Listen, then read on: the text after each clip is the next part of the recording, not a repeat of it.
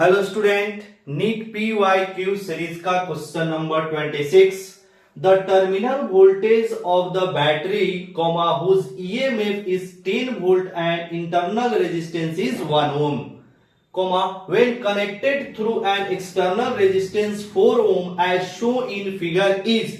यहाँ पे circuit diagram दिया हुआ है, 4 ऑप्शन दिया गया है और ये जो क्वेश्चन है वह नीट 2024 में आया हुआ क्वेश्चन है, सेल के क्वेश्चन है, बहुत ही सिंपल क्वेश्चन है। तो आइए इसको हम लोग सॉल्व करते हैं।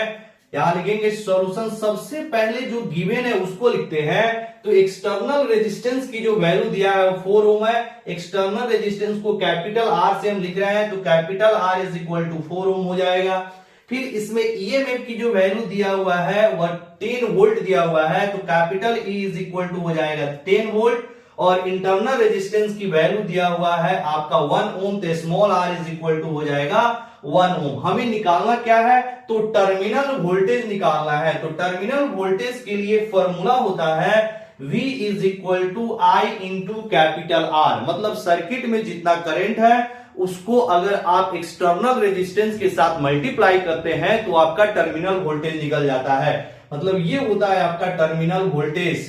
क्लियर। तो V is equal to I into capital R. अब हम लोग को सर्किट में करंट निकालना है, तो करंट के लिए जो फॉर्मूला होता है I is equal to E divided by capital R plus small r। क्लियर। अब ये सारा वैल्यू दिया हुआ है, यानी EMF की वैल्यू 10 दिया हुआ है, एक्सटर्नल रेजिस्टेंस 4 दिया हुआ है और इंटरनल रेजिस्टेंस 1 ओम दिया हुआ है। सॉल्व करेंगे, ये हो जाएगा 10/5 कट के हो जाएगा 2 एम्पियर। मतलब इस सर्किट में जो करंट फ्लो करेगा वो कितने एम्पियर का करेगा, तो 2 एम्पियर का करंट फ्लो कर रहा है। क्लियर। अब यहां से आप आसानी से निकाल लीजिए टर्मिनल वोल्टेज। तो V is equal to capital I into capital R। मतलब यहां पे 2 इंटू कैपिटल R की जो वैल्यू है वो 4 है, यानी 2 into 4 is equal to 8 volt.